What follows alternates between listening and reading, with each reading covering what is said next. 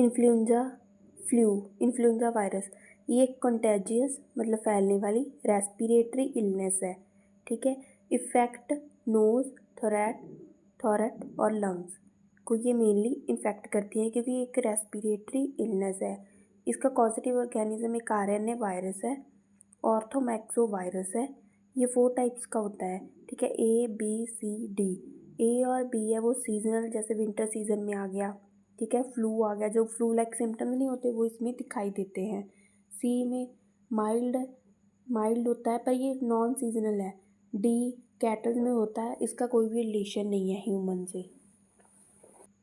Transmission इसका respiratory droplet है। इसके अलावा रेस्पिरेटरी ड्रॉपलेट्स के अलावा जैसे फॉर्मेटिस भी हो सकता है। फॉर्मेटिस का मतलब होता है अगर उस पेशेंट ने अपने किसी क्लॉथ्स, टेबल्स मतलब उनको टच किया है तो जो दूसरा है, ठीक है, ह्यूमन है, वो इन्फेक्टेड नहीं है जो, ठीक है, वो उस चीज़ को टच कर ले, क्लॉथ्स वगैरह को उसके, तो भी ये हो सकता है, ठीक है, उसको बोलते हैं फॉर्मेटिस। वो इसमें लिखना रह गया।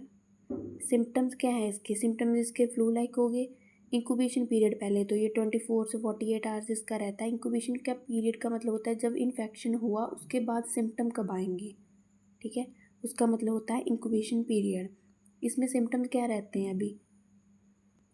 सबसे इम्पॉर्टेंट तो फीवर, ठीक है, फीवर, सोर थ्रोट, बॉडी एक, रनी एंड स्टफ़ी नोज़, कफ, मतलब फीवर के साथ ऐसे रेस्पिरेटरी से रिलेटेड जो सिम्टम्स होते हैं, कफ हो गया, गला ख़राब हो गया, रनी नोज़ हो गया, ये सब भी रहता है उसमें।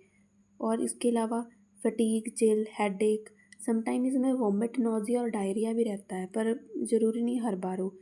और जो ब्रीथ साउंड्स हैं इसमें नॉर्मल रहते हैं। डायग्नोज क्या है इसका? रेस्पिरेटरी स्वैब लेना है for the culture, RT-PCR viral culture, ठीक है।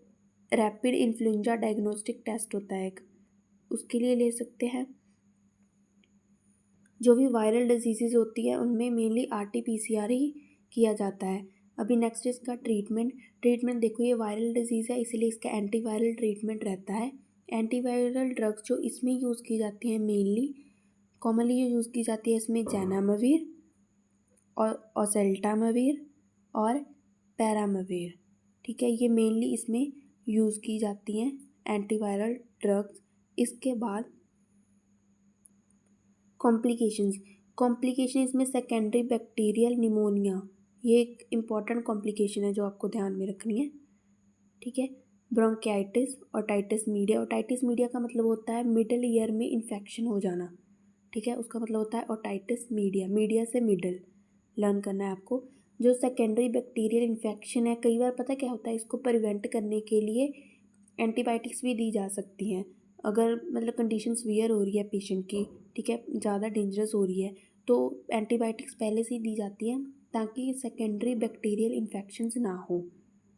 प्रिवेंशन कैसे कर सकते हैं इसका? फ्लू की वैक्सीन देके।